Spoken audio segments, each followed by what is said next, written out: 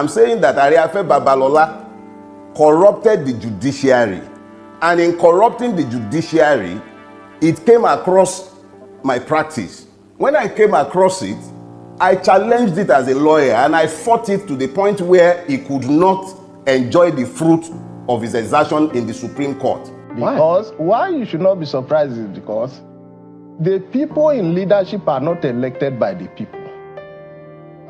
People criminally find their ways to corridors of power, and they stay there and continue to perpetuate criminality.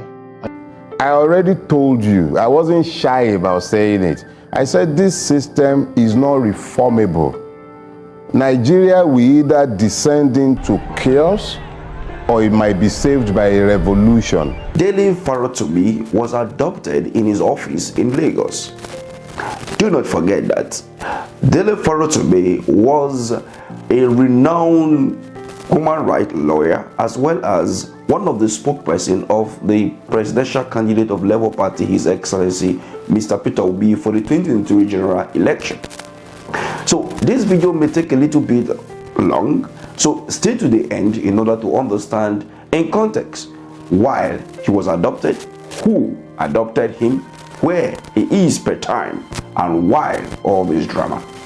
So let's hit the ground running. I'm saying that Ariafe Babalola corrupted the judiciary. When I came across it, I challenged it as a lawyer, and I fought it to the point where he could not enjoy the fruit of his exertion in the Supreme Court.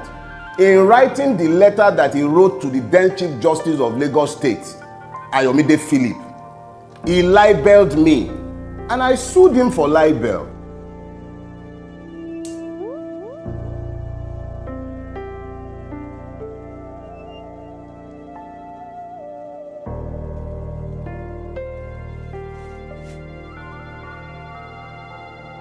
The footage you just saw was the footage from where he was adopted from in his Lagos office. Now, from every indication, it's all pointing out to his book that he wrote about the corrupt practices in the judicial system. Before we even look at that, let's look at the video clips of the cleaner from his office as well as his lawyer who responded as eyewitness to the whole drama that took place yesterday in Lagos. The Awari boss told me to go and I came back, I meet my boss in the office. He now said that he wants to eat, let me go and buy food for him. Then I wanted to come down, he came down from the steps, he now just enter from the backyard and I hit me. I said I should not talk anything, this and that. He now point a gun on me. I was very scared. He now pushed me that I should tell him direct to our real boss. That is why I just get there. As I just get there, he was slapping me, maltreating me that let my boss bring himself so that if not, they will deal with me here. Then my boss was very scared that he don't want anything to hurt me. He now stand up and said, okay, let them take everything that they need. They now even collected my phone. I was sitting in my office when he came in and he walked into what used to be his office. And while he was there, I was walking and then I heard this commotion. I heard the commotion and I opened my door and I saw some men in jeans and they had a vest, RRX and Rapid Response Squad, and they had guns. And one of them walked towards me and said, give me your phone. And I said, why do you want my phone? And he said, I'm going to shoot you, give me my phone. And he took my phone from me. And then I followed him, trying to inquire. Yes, he threatened to shoot me. So I walked towards him, inquiring, who are you, what? And he said, then he raised his gun and said he was going to shoot me if I come near him. So I stood where I was, and then I saw them walk with Mr. Farotimi down through the lounge where we were standing, and then they went downstairs. And it happened very quickly, and in a few minutes they were out of here. And while that was happening, I could hear my cleaner crying. From the voice of his lawyer there, you could understand how threatening he was. This is supposed to be Nigerian police force, but can the Nigerian police force be behaving in such a manner? Oh, I believe that you'll be thinking that's not true, that may be true, and all of that. Let's not forget NSAS protest. Let's not forget what led to NSAS protest. Let's not forget the police brutality that has been rampaging in Nigeria for a while now. But, however, watch this video. Or it might be saved by a revolution. The only way it is a revolution is when there is a plan for the day after the chaos. But the descent into chaos has already begun. So how can a security agency that is supposed to protect the lives and properties in Nigeria are the one threatening a citizen in Nigeria? But when it comes to issues regarding terrorists, bandits, and those who are trying to sabotage the security of Nigeria, you're not going to see them anywhere. But from all of this, what can you make of this? But let's look at the issues here. Number one, why was Dele Farotimi arrested? There is a report and that there was a petition against him for defamation, and this was the reason why he was arrested or abducted.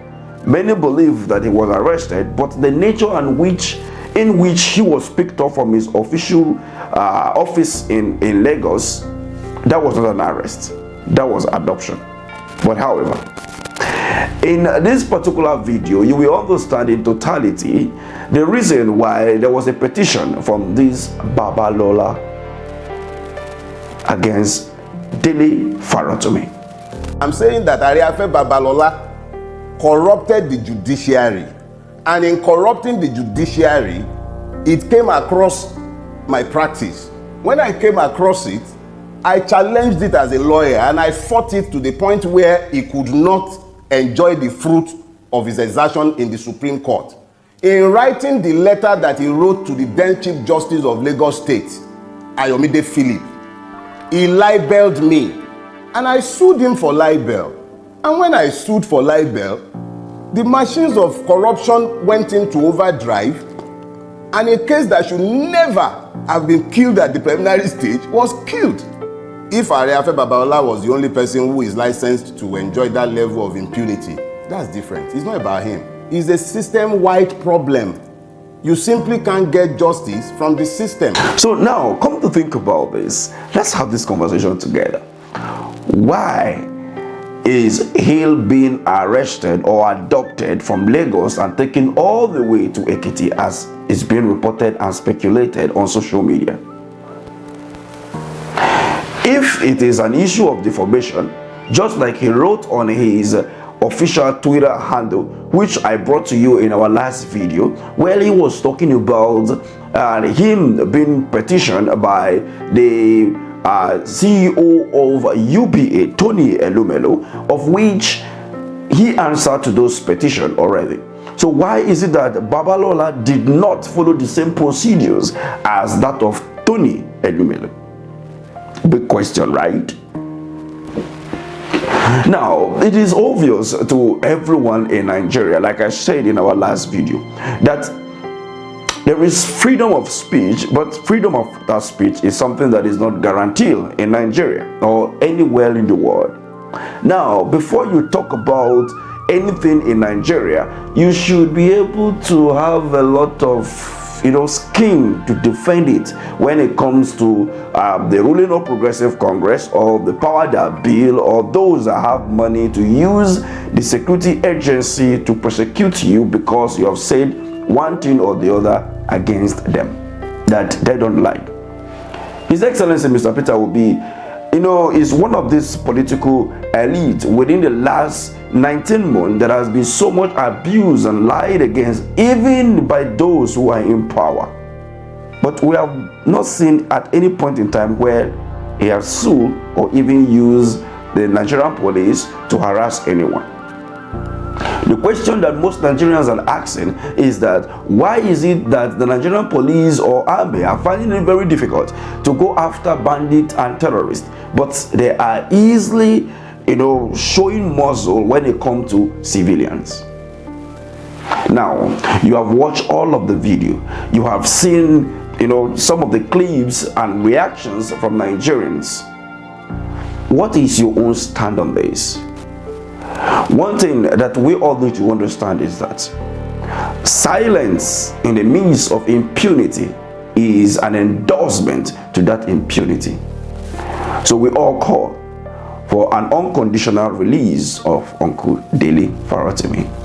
If it was an issue of defamation, those who have been defamed should approach the courts because it's not a criminal offense.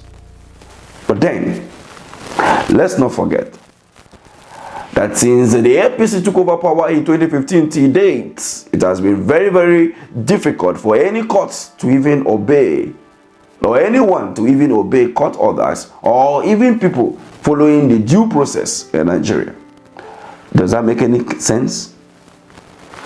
Let me have your take at the comment section of what you think about this whole drama, and where do you think, or when do you think that Nigeria will come out of all of this mess? Must we wait till 2027 to be able to liberate ourselves from this corruption? Thank you for watching.